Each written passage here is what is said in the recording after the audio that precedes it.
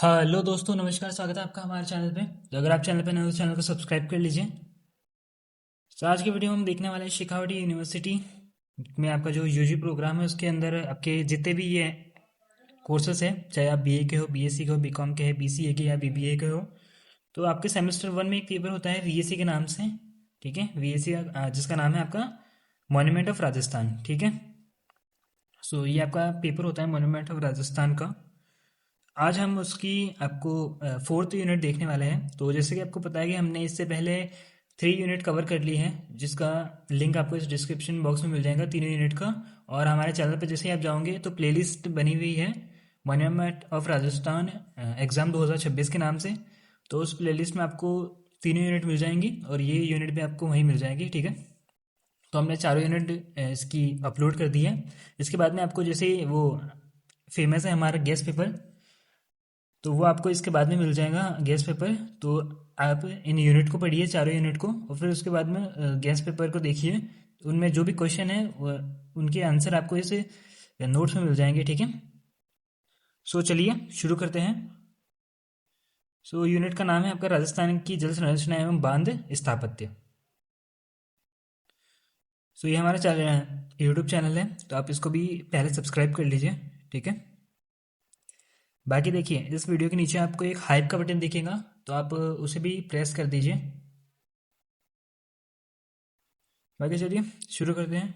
First आपका राजस्थान के कुएं एवं बावड़िया। तो सबसे पहले हम देखेंगे झुंझुनू के कुएं।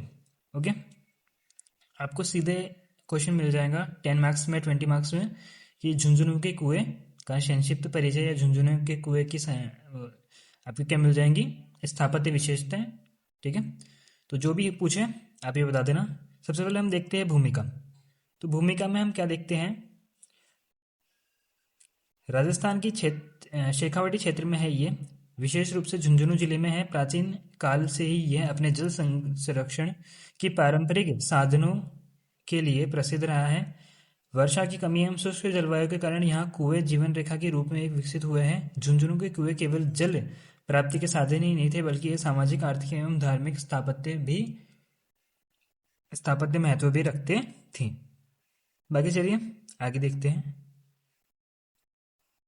आगे है आपका, एक बार मैं इसको इरेज कर लेता हूँ ना, जिससे आप इसका स्क्रीनशॉट ले सकते हैं। जो भी मैं आपको एक चीज़ बताता हूँ, जो भी मैं ये बताऊँ उसका आप स्क्रीनशॉट लेते चलिए। बाद में आप इसको रिवाइज कर लीजिए, जैसे आप एग्ज़ाम देने जा रहे हो, एक बार इसको रिवाइज कर लिया तो बहुत बेनिफिशियल होगा आपके लिए। बाकी चलिए झुंझुनू क्षेत्र में कुएं का विकास देखते हैं।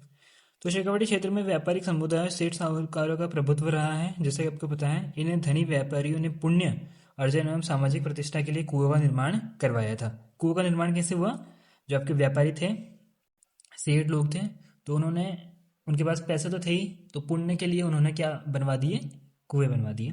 अधिकतर कुएं 18वीं से आपको 9वीं शताब्दी में मिलते हैं। ये कुएं गांवों, कस्बों, व्यापारिक मार्गों एवं हवेलियों के पास बनाए गए हैं। अब चलिए देखते हैं स्थापत्य विशेषताएं क्या होने वाली है इसकी।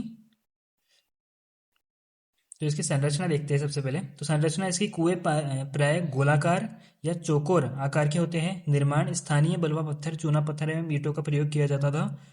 बाकी कुओं की गहराई अधिक रखी जाती थी ताकि भूजल स्तर तक पहुंच हो सके। बाकी चलिए सीढ़ियाँ और मंच। कई कुओं में सीढ़ियाँ बनी होती थी जिससे जल तक पहुंचना आसान होता था। कुएं के चारों ओर चबूतरा या मंच निर्मित होता था। बाकी कुएं पर छतरियाँ या छज्जे भी बने होते थे।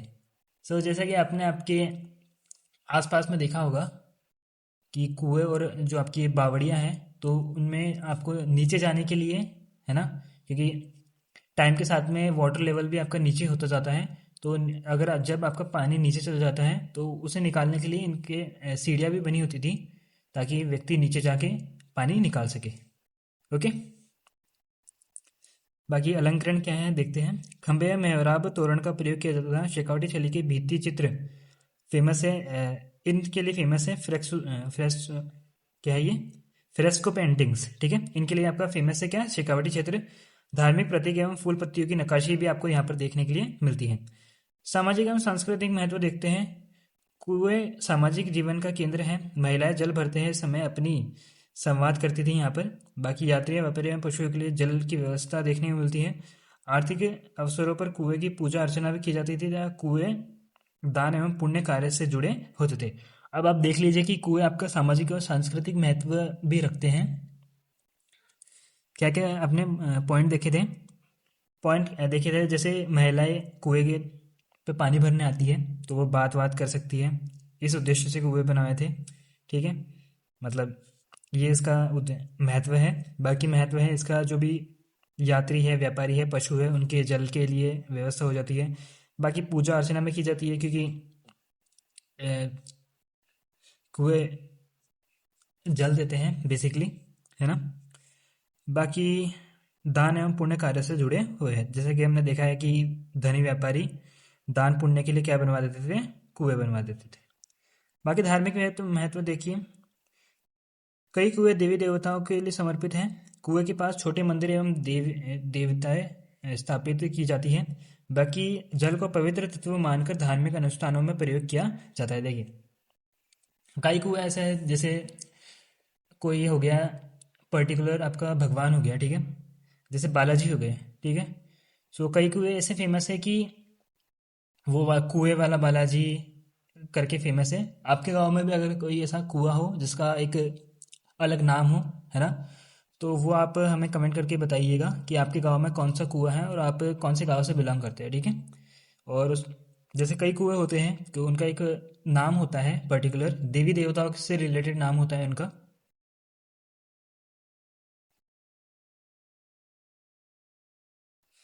बाकी चलिए, और हाँ, कुएं के पास में आपको छोटे छोटे मंदिर भी देखने के मिलते हैं, ताकि ऐसे मान्यता है कि अगर कुएं के पास में मंदिर बनवाए तो उसका जल स्तर बना रहता है, कभी भी जल स्तर की कमी नहीं आती है। तो वैसे करके कुछ है ये इंपॉर्टेंट है आपका जी। ये झुंझुनू के कुएं है ना, ये पॉइंट आपका, ये टॉपिक आपका इंपॉर्टेंट है, इससे आपको 100%, ठीक है, 100% बोल दिया, 99% भी नहीं बोला, 100% बोल दिया है। तो आप इसको ज़रूर पढ़ के जाइएगा। 100% आपका ये क्वेश्चन आपको देखने के लिए मिलेगा एग्जाम में, चाहे वो कैसा भी मिले।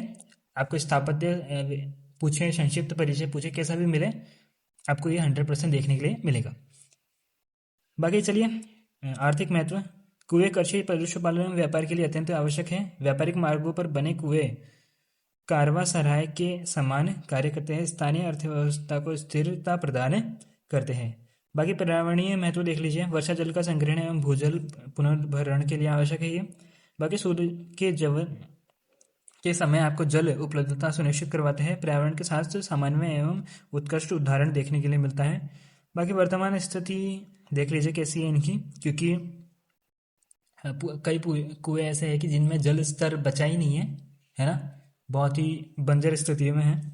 तो इसमें आपको क्या देखने को मिलता है, कई कुएं आज भी विद्यमान हैं, परंतु अपेक्षित स्थिति में, परंतु उपेक्षित स्थिति मतलब वैसी स्थिति में नहीं जैसे उन्हें होना चाहिए था, बहुत ही खराब स्थिति में है।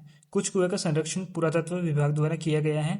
आधुनिक जल व्यवस्था के कारण इनका उपयोग कम हो गया है। जैसे कि मैंने आपको बताया कि कुएं अपनी पुरानी स्थिति में नहीं है। सो ये आपका टॉपिक हो गया है क्या, आपका झुंझुनू के कुएं। अब नेक्स्ट है आपका चांद बावड़ी आभानेरी।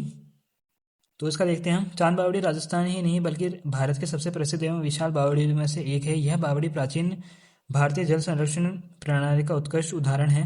राजस्थान जैसे शुष्क प्रदेश में जल संग्रहण हेतु बनी यह संरचना स्थापत्य कला, गणितीय समरूपता एवं पर्यावरणीय समझ का अद्भुत संगम प्रस्तुत करता है।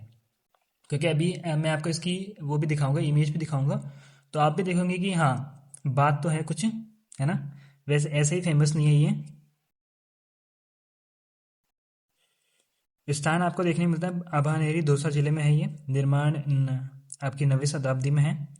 बाकी निर्माण किसने करवाया था? राजा चांद ने। और वंश क्या है इनका, ये देख लीजिए। बावड़ी का नाम निर्माता के नाम पर रखा गया है, चांद बावड़ी, क्योंकि इसका निर्माण किसने कराया था? राजा चांद ने। ओके, आगे देख लीजिए। उद्देश्य, उद्देश्य तो आपको सभी बावड़ी का एक ही उद्देश्य है, वर्षा जल का संग्रह करना, गर्मी के मौसम में जल की उपलब्धता करवाना, धार्मिक एवं सामाजिक उपयोग करना और यात्रियों एवं स्थानीय लोगों के लिए जल स्रोत का काम करता है। क्योंकि आपका बावड़ी का उद्देश्य और क्या हो सकता है, यही आपका उद्देश्य है।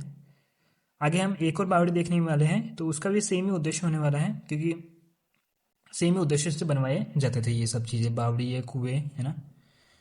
संरचना एवं आकार देख लीजिए। बावड़ी की गहराई लगभग 30 मीटर है। आपको कुल 13 मंजिलें देखने मिलती है। लगभग 3,500 से अधिक आपको सीढ़ियाँ देखने मिलती है। अभी आप इमेज दिखाऊंगा मैं आपको, तो उसमें आप देख लीजिएगा कि कितनी सारी सीढ़ियाँ बनी हुई है। 3 और सीढ़ियाँ तथा चौथी और मंडप एवं कक्ष हैं। मतलब 3 और से तो आपके क्या है, मतलब यहाँ से सीढ़ियाँ हैं, यहाँ से सीढ़ियाँ हैं, यहाँ से सीढ़ियाँ हैं। बाकी चौथी और आपको क्या है, मंडप एवं कक्ष। मतलब कुछ ऐसी जगह है जहाँ से आपको राजा महाराजा बैठ के देखते होंगे शायद।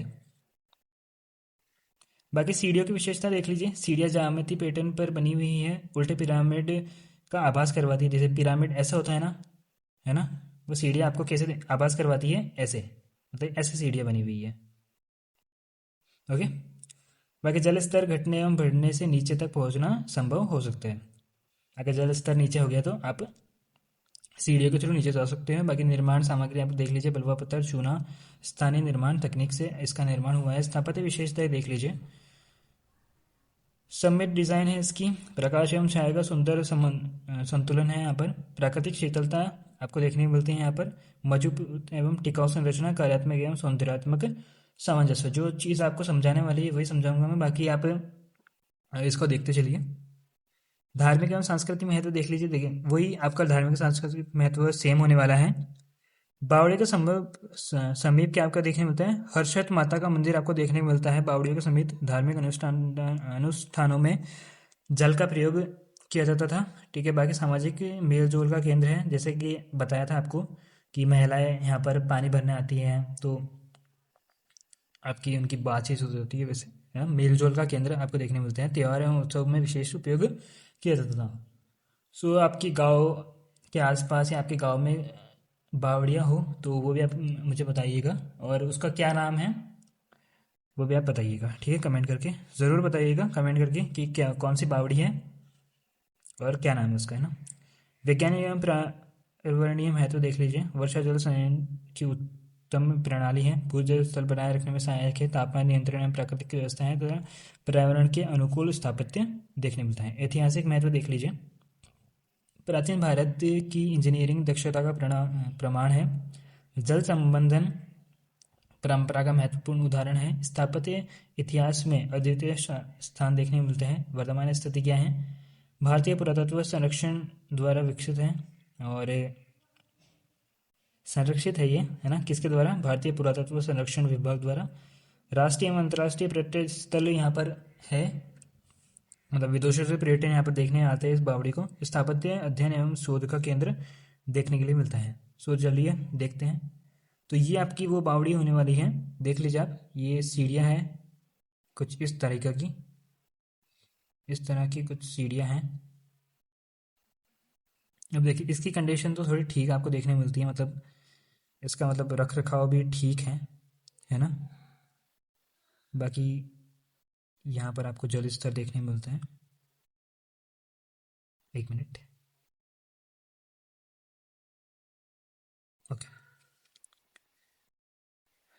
आगे देख लीजिए। रानी जी की बावड़ी आपको बूंदी में देखने को मिलती है। तो चलिए अब जल्दी जल्दी देखते हैं। रानी जी की बावड़ी राजस्थान की प्रसिद्ध ऐतिहासिक बावड़ियों में से एक ही है। बावड़ी न केवल जल संरक्षण का उत्कृष्ट उदाहरण है, बल्कि राजस्थान स्थापत्य शैली एवं शिल्पकला एवं शाही संरक्षण का भी प्रतीक देखने को मिलती है। बूंदी क्षेत्र की बावड़ी अपनी भव्यता एवं अलंकरण के लिए जानी जाती है। इनमें रानी जी की बावड़ी विशेष ध्यान स्थान रखती है। बाकी स्थान आपको पता है बूंदी नगर में है, राजस्थान की। निर्माण काल है आपको 1699 ईस्वी में देखने मिलता है। निर्माता रानी नाथावती। ये आप देख लें, ये आप ध्यान रखिएगा, है ना। इनके निर्माता कौन कौन है, उसका कौन था, राजा चांद, और इसका है रानी नाथावती। शासनकाल में किसके शासनकाल में, राजा अनिरुद्ध सिंह हाड़ा के शासनकाल में निर्माण का उद्देश्य जल संरक्षण एवं पुण्य कार्य हेतु, सबका सेम ही है। कई बावड़िया और क्यों बनवाएंगे, है ना, जल संरक्षण, जल आपका संग्रहण के लिए बनवाएंगे बावड़िया। बाकी संरचना देख लीजिए। आपकी बावड़ी बहुस्तरीय है, गहराई अधिक है एवं चौड़ा प्रवेश द्वार है, नीचे की ओर उतरती हुई सीढ़ियाँ हैं, जल का तक पहुँचने के लिए क्रमबद्ध स्तर हैं। और बाकी निर्माण सामग्री देख लीजिए, स्थानीय बलुआ पत्थर, चूना और नक्काशी पत्थर आपको देखने को मिलता है। स्थापत्य विशेषता देख लीजिए, अलंकरण एवं नक्काशी, खंभों पर सुंदर नक्काशी देखने को मिलती है, मेहराब एवं तोरण देखने को मिलता है, फूल पत्तियों की सजावट है और देवी देवताओं की मूर्तियाँ आपको यहाँ पर देखने के लिए मिलती हैं। बाकी चलिए खंभे एवं मंडप देख लीजिए, बहुस्तरीय खंभे आपको देखने को मिलते हैं। बाकी आप देख लीजिए प्रत्येक तल पर मंडप आपको देखने को मिलते हैं, झरोके एवं छज्जे हैं। मूर्तिकला देख लीजिए, विष्णु गणेश एवं दुर्ग आदि की प्रतिमा आपको देखने को मिलती है, राजपूत स्थापत्य शैली का प्रभाव देखने को मिलता है और बाकी धार्मिक प्रतीकों का सामान्य समावेश है। सामाजिक एवं सांस्कृतिक महत्व मैंने आपको बताया, इससे पहले भी आपको बताया कि क्या क्या सामाजिक और सांस्कृतिक महत्व हो सकते हैं इनके, जैसे जो भी कुएँ हैं, बावड़ियाँ हैं इनके। तो एक है नगरवासियों के लिए प्रमुख जल स्रोत, है ना। बाकी महिलाओं समाज के लिए एक मिलन स्थल है, ये भी आपका कॉमन है। बाकी धार्मिक आयोजन के लिए उपयोग किया जाता है और शाही दान एवं लोक कल्याण का प्रतीक आपको रहा है, क्योंकि ये तो हमने सारे जो भी हमने पहले पढ़े हैं, जैसे कुएँ भी देख लीजिए आप, और इससे पहले हमने चांद बावड़ी देखी, वो भी देख लीजिए। क्यों बनवाई जाती थी? दान के लिए, है ना, कल्याण, जैसे आप देख रहे हैं दान और कल्याण का प्रतीक है, दान के लिए बनवाई जाती थी। बाकी आपको किसके लिए बनवाई जाती थी? नगरवासियों के लिए प्रमुख जल का स्रोत है ना, इसलिए बनवाई जाती थी। बाकी धार्मिक महत्व देख लीजिए, बावड़ी को पवित्र माना जाता है, जल को धार्मिक अनुष्ठान के लिए प्रयोग किया जाता है, देवी देवताओं की नियमित पूजा की जाती है। वैज्ञानिक एवं पर्यावरणीय महत्व देख लीजिए, वर्षा जल संग्रहण की प्रभावी व्यवस्था है, भूजल संरक्षण के लिए उपयोग किया जाता है। बाकी गर्मी में शीतल वातावरण रहता है, प्राकृतिक तापमान नियंत्रण में सहायक है। ऐतिहासिक महत्व देख लीजिए, हाड़ा राजवंश के संरक्षण का प्रमाण देखने में मिलता है, बूंदी की जल संग्रह प्रबंधन परंपरा का उत्कृष्ट उदाहरण है, स्थापत्य इतिहास की में महत्वपूर्ण स्थान आपको देखने के लिए मिलता है। चलिए, भारतीय पुरातत्व संरक्षण द्वारा संरक्षित है, पर्यटन स्थल के रूप में प्रसिद्ध है, स्थापत्य अध्ययन हेतु महत्वपूर्ण है। ये भी आप देख लीजिए, कुछ उसी तरीके की है, आपको देख लीजिए, ऐसे सीढ़ियाँ हैं, है ना। बाकी इसकी हालत अभी थोड़ी ठीक नहीं है ना, उसकी तरह नहीं है, देख लीजिए कुछ ऐसी है इसकी हालत। आगे बावड़ी हमने देख ली है, जितनी भी बावड़ी थी आपकी, कुआँ देख ली है ना, झुंझुनू की कुएँ देख ली है, दोनों बावड़ी देख ली है।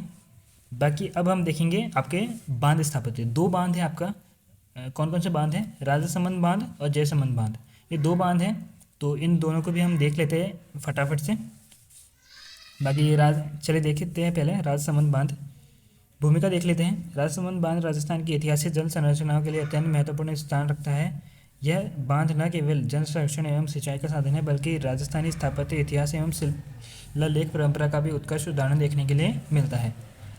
बाकी यह बांध मेवाड़ की समृद्ध जल संरक्षण जल प्रबंधन नीति को दर्शाता है। चलिए बाकी देख लीजिए।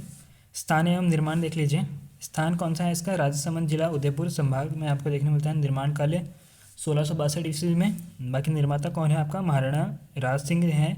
और निर्माण उद्देश्य आकार के राहत, सिंचाई एवं पेयजल के लिए इसका निर्माण किया गया था। चलिए, ऐतिहासिक पृष्ठभूमि। महाराणा राज सिंह ने बार बार पड़ने वाले अकाल से जनता को राहत देने के लिए इस विशाल बांध का निर्माण करवाया था। यह बांध उस काल की लोक कल्याणकारी नीति का प्रतीक माना जाता है। बाकी स्थापत्य योजना देख लीजिए। संरचना इसकी कैसी है? बांध पूर्णतः पत्थर से बना हुआ है, विशाल जलाशय का निर्माण है और मजबूत और दीर्घकालीन संरचना आपको देखने के लिए मिलती है। निर्माण सामग्री स्थानीय पत्थर, चूना, परंपरागत निर्माण तकनीक का उपयोग किया गया है। स्थापत्य विशेषता देख लीजिए, ये इंपॉर्टेंट है आपका, है ना। आपको ये भी आपको देखने को मिल सकता है 100%। ओके, इसको भी आप ध्यान से देख के जाइएगा। बाकी देखिए, सारी चीज़ें आपको सिंपल वे में बताई जा रही हैं, कुछ भी ऐसा आपको बताया नहीं जा रहा है जो आपसे याद नहीं हो सके, है ना। सारी चीज़ें आराम से आपको बताई जा रही है। कुछ चीज़ें हम बता रहे हैं, कुछ आप अपने तरफ से ऐड करिएगा एग्ज़ाम में, तो आपका एग्ज़ाम बहुत ही अच्छा जाएगा, है ना। तो ये आपकी 4th यूनिट है ना, तो इससे पहले आपने 3 यूनिट देख ली है। अगर नहीं देखी है तो सबसे पहले आप फर्स्ट यूनिट से लेकर फोर्थ यूनिट तक एक बार देख लीजिए। आप सिर्फ आप 4 यूनिट को एक बार देख लीजिए, आपका ये रफली 2 घंटे में आपका ये ख़त्म हो जाएगा। 2 घंटे भी नहीं लगेंगे, है ना। मतलब अगर आप अच्छे से समझो तो 2 घंटे में आपका ये ख़त्म हो जाएगा, और एक एग्ज़ाम के लिए आप 2 घंटे तो कम से कम दे सकते हैं। ओके, बाकी 9 चौकियाँ देख लीजिए। बांध पर 9 चौकियाँ बनी हुई है। प्रत्येक चौकी एवं छतरी, प्रत्येक चौकी पर क्या है, छतरी और शिलालेख है। स्थापत्य सौंदर्य एवं उपयोगिता का समन्वय देखने को मिलता है। राज प्रशस्ति शिलालेख, ये देखते हैं क्या है। राजसमंद बांध पर स्थित राज प्रशस्ति शिलालेख अत्यंत महत्वपूर्ण है। यह संस्कृत भाषा में लिखा हुआ है, मतलब एक शिलालेख है आपका स्तंभ किस पर, बांध पर। शिलालेख मतलब पत्थर के ऊपर लिखा हुआ है ना। अब क्या लिखा हुआ है वो तो, मतलब क्या लिखा हुआ होगा कि इसे इस राजा ने बनवाया था, इस काम के लिए बनवाया था, तो इसका नाम है राज प्रशस्ति शिलालेख। संस्कृत भाषा में है। मेवाड़ के शासकों का विस्तृत इतिहास वर्णन है, मतलब हाँ ये वर्णन है आपका, मेवाड़ के शासकों का विस्तृत इतिहास आपका वर्णन है। इसे राजस्थान का सबसे महत्वपूर्ण ऐतिहासिक शिलालेख माना जाता है। धार्मिक एवं सांस्कृतिक महत्व देख लीजिए। जैसे कि हमने पहले देखा था कि क्या क्या इसके महत्व हो सकते हैं। बांध के किनारे मंदिर एवं घाट बने हुए हैं। धार्मिक अनुष्ठानों में मेल का उपयोग किया जाता है, मेले के लिए उपयोग किया जाता है। जनता के सामूहिक जीवन का केंद्र देखने के लिए मिलता है। बाकी आर्थिक एवं सामाजिक महत्व देख लीजिए। कृषि सिंचाई की सुविधा है, पेयजल की आपूर्ति है, रोजगार एवं व्यापार को बढ़ावा मिलता है, अकाल नियंत्रण में सहायक है। पर्यावरणीय एवं वैज्ञानिक महत्व देख लीजिए। वर्षा जल का विशाल संग्रह है, भूजल स्तर में वृद्धि होती है। बाकी पर्यावरण संतुलन को बनाए रखने में सहायक है। पारंपरिक जल प्रबंध का उत्कृष्ट उदाहरण आपको देखने के लिए मिलता है। वर्तमान स्थिति देख लीजिए। आज भी कार्यशील जल संरचना देखने मिलती है। पर्यटन स्थल के रूप में प्रसिद्ध है। ऐतिहासिक एवं स्थापत्य अध्ययन का केंद्र आपको देखने के लिए मिलता है। सो ये हमने देख लिया है क्या, राजसमंद बांध। कुछ इस तरीके के बांध हैं, है ना, जैसे कि बांध बनवाए जाते थे, है ना, उस तरीका का है ये। मतलब ऐसा है कि आपका ये जो पानी है वो एक जगह पर आपका स्टोर हो सके। ओके, जैसे ये अलग अलग जगह पर ही ऐसे बनाए हुए हैं, है ना, चौकियाँ। कितनी चौकियाँ हैं एक बार देख लेते हैं हम। 9 चौकियाँ आपको देखने मिलती हैं इस तरीका की, इस तरीके की, ठीक है। अब चलिए देख ले रहे हैं जैसलमेर बांध, डेबर झील, है ना। भूमिका क्या है, जैसलमेर बांध राजस्थान की सबसे विशाल ऐतिहासिक जल संरचनाओं में से एक है। यह बांध डेबर झील के नाम से भी जाना जाता है और इसे एशिया की सबसे बड़ी मानव निर्मित मीठे पानी की झीलों में गिना जाता है। यह जल संरचना मेवाड़ की उन्नत जल प्रबंध प्रणाली, स्थापत्य सौंदर्य एवं साहित्य संरक्षण को दर्शाती है। स्थापत्य निर्माण देख लीजिए। स्थान उदयपुर जिला है आपका राजस्थान का। अन्य नाम है आपका डेबर झील है। निर्माण काल है 1685 ईस्वी। निर्माता कौन है, राणा महाराणा जयसिंह है। उद्देश्य आप देख लीजिए, उद्देश्य क्या हो सकता है इसका, वही है जल संरक्षण, सिंचाई एवं पेयजल और अकाल नियंत्रण के लिए। ऐतिहासिक पृष्ठभूमि देख लीजिए। महाराणा जयसिंह ने मेवाड़ क्षेत्र में बार बार आने वाले अकाल से के लिए इस विशाल जलाशय का निर्माण को रहा था। यह बांध राज्य की लोक कल्याणकारी नीति एवं दूरदर्शी शासक व्यवस्था का प्रमाण देखने को मिलता है। बाकी बांध संरचना देख लीजिए। बांध पत्थरों से निर्माण किया गया है, लंबाई एवं चौड़ाई अत्यधिक है। बाकी मजबूत एवं टिकाऊ निर्माण है। विशाल जल संग्रह का क्षमता रखता है यह बांध आपका। निर्माण सामग्री देख लीजिए। स्थानीय पत्थर देख लीजिए। स्थानीय पत्थर से निर्मित है, चूना से निर्मित है और पारंपरिक तकनीक का उपयोग किया गया है। स्थापत्य विशेषता देख लीजिए। छतरियाँ एवं मंडप है। बांध के किनारे संगमरमर की छतरियाँ हैं। सुंदर नक्काशी एवं कलात्मक अलंकरण है। स्थापत्य एवं राजपूत शैली का प्रभाव देखने को मिलता है। द्वीप महल देख लीजिए। झील के मध्य 2 सुंदर द्वीप महल हैं। पहला है आपका बड़ा महल, दूसरा आपका छोटा महल। बड़ा महल और छोटे महल को आपका क्या कहते हैं, रानी महल भी कहते हैं। शाही विश्राम एवं मनोरंजन का स्थल आपको देखने को मिलता है। बाकी धार्मिक महत्व देख लीजिए। बांध एवं झील धार्मिक अनुष्ठान में उपयोग किए जाते हैं। मेलों एवं उत्सवों का आयोजन के लिए उपयोग किए जाते हैं। सामाजिक जीवन का प्रमुख केंद्र है। बाकी आर्थिक एवं सामाजिक महत्व देख लीजिए। कृषि सिंचाई हेतु किया जाता है। बाकी पेयजल आपूर्ति के लिए स्थानीय लोगों की आजीविका में सहायक है। पर्यटन के लिए आर्थिक लाभ है। बाकी पर्यावरणीय वैज्ञानिक महत्व देख लीजिए, है ना, ये सब होने वाला है। इस तरह देख लीजिए आप। ओके, सो आई होप शायद सेम इमेज लग गई है ना। 1 मिनट इसको मैं चेंज कर लेता हूँ ना, अगर चेंज हो सकता है तो। आप मुझे 1 मिनट दीजिए। ओके, सो ये है कुछ वो, है ना। बाकी चलिए, ये हमारा टेलीग्राम चैनल है। सो इस क्यूआर को आप जैसे स्कैन करेंगे तो आप हमारे टेलीग्राम चैनल से जुड़ जाएंगे। बाकी इसका लिंक हमारे डिस्क्रिप्शन बॉक्स में आपको मिल जाएगा, तो वहाँ से अभी आप ज्वाइन कर लीजिए। सो बाकी अभी जिसने हमारे चैनल को सब्सक्राइब नहीं किया है तो फटाफट से सब्सक्राइब कर लीजिए। बाकी वीडियो को देखने के लिए धन्यवाद। मिलते हैं आपसे अगले वीडियो में।